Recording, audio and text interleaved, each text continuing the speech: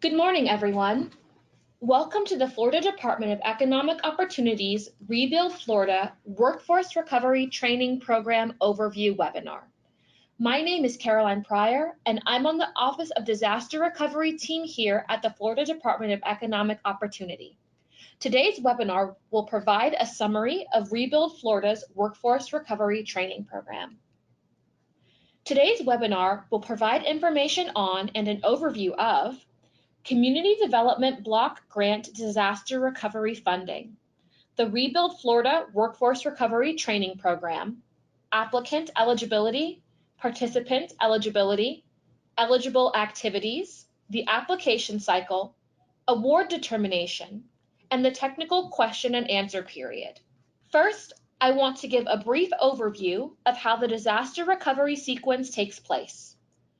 When a disaster occurs, the state must first declare a disaster and submit it to the president for concurrence. Once the president concurs and declares a disaster, that allows for the usage of certain federal funding such as FEMA and SBA.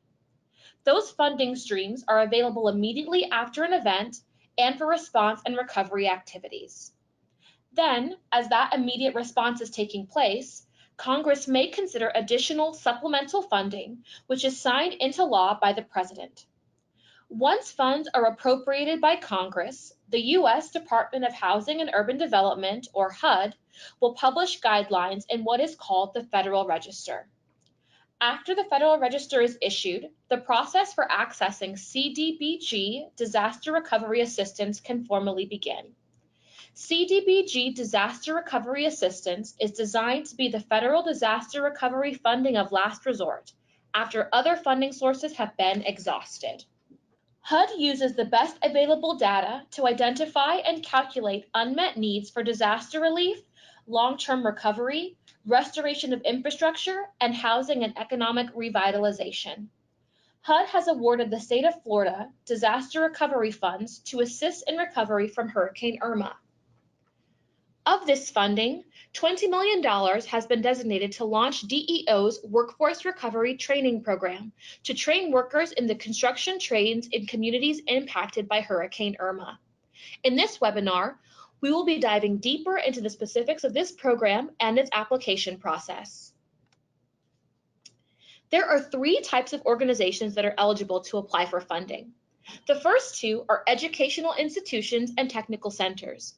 To be eligible, educational institutions and technical centers must be located in the HUD-identified areas most impacted and distressed, or MID, by Hurricane Irma. HUD-identified MID areas include the counties and zip codes listed below. A detailed definition of what qualifies as an educational institution or a technical center for the purpose of the program is given in Section A of the Request for Applications. Additionally, local workforce development boards, LWDBs, whose service area includes this portion of the HUD-identified mid-counties and zip codes for Hurricane Irma may apply. This includes LWDBs 8, 9, 11, 12, 13, 15, 16, 17, 20, 21, 22, 23, and 24. In addition to eligibility requirements for applicants, there are specific requirements for individuals who participate in the program to receive training.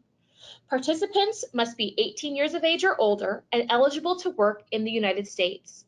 At least 51% of participants must be low and moderate income as defined by HUD regulations, and there must be no duplication of benefits.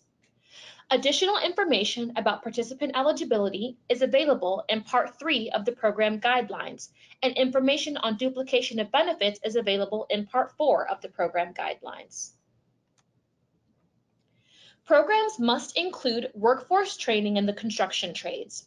Subrecipient applicants will be expected to provide job training targeted to construction occupations that may include, but may not be limited to, the areas listed below. Programs must also include job readiness and job placement assistance to support successful graduates of training in obtaining employment. Programs may also provide employment support services, including but not limited to the areas listed below. The application submission cycle will officially open on October 28, 2019 and run until January 10, 2020. A request for applications, program guidelines, and other program documents will be available on the program webpage. The application has 7 parts that applicants must complete for a full submission: transmittal cover letter, table of contents, applicant information form, proposal detail form, proposal budget form, required documentation, attachments. Responses will be evaluated regarding programmatic services and cost effectiveness. DEO will apply a 2-phase process to review applications. Proposals will first be evaluated for the threshold compliance criteria. Proposals that meet the threshold compliance criteria will then be reviewed and scored based on program scoring criteria. The maximum score is 115 points. Threshold compliance criteria for the program include: applicant is an eligible LWDB, educational institution, or technical center. Proposal includes plan to meet low and moderate income national objective.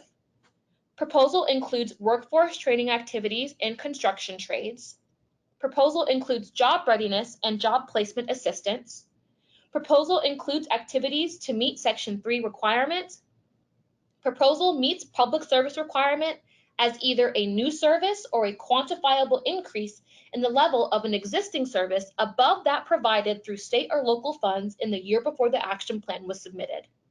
For LWDB applicants only, the proposal demonstrates execution of a grantee-subgrantee agreement with DEO within the 12 months preceding the LWDB's application for funding through the Workforce Recovery Training Program.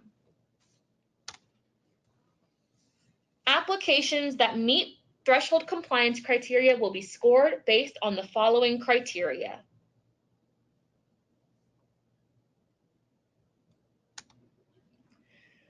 Public service.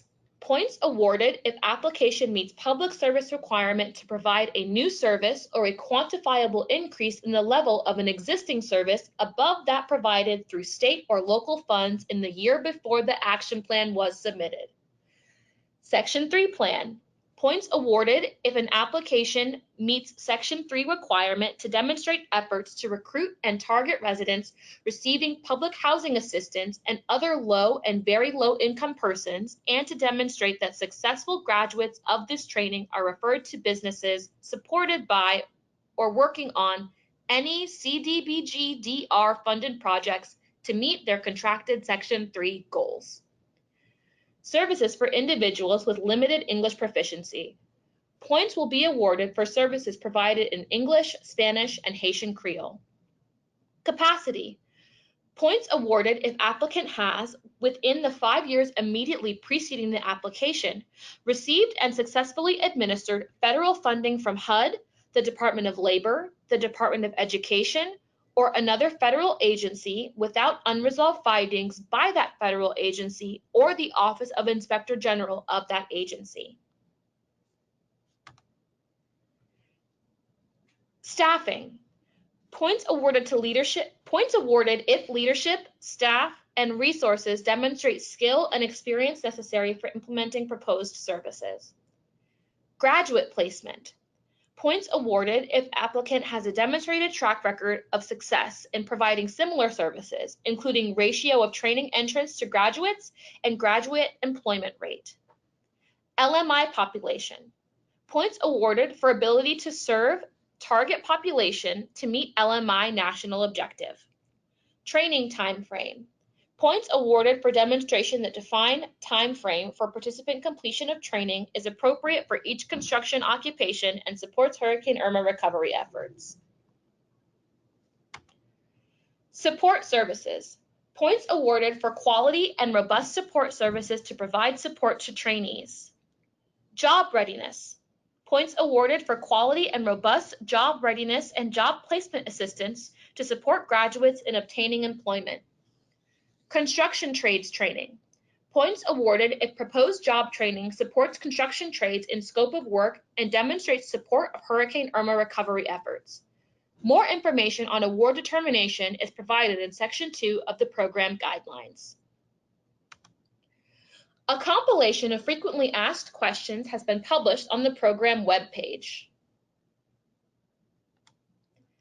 Until October 25th, 2019 at 5 p.m. Eastern Standard Time, interested parties may submit technical questions related to the Rebuild Florida Workforce Recovery Training Program by email to workforcerecovery@deo.myflorida.com. The anticipated date for posting of questions and answers on the program webpage is October 28th, 2019. Thank you for watching Rebuild Florida's Workforce Recovery Training Program Overview webinar and for your interest in helping Florida's communities recover from Hurricane Irma. All program documents and materials referenced in this presentation are available on the program webpage.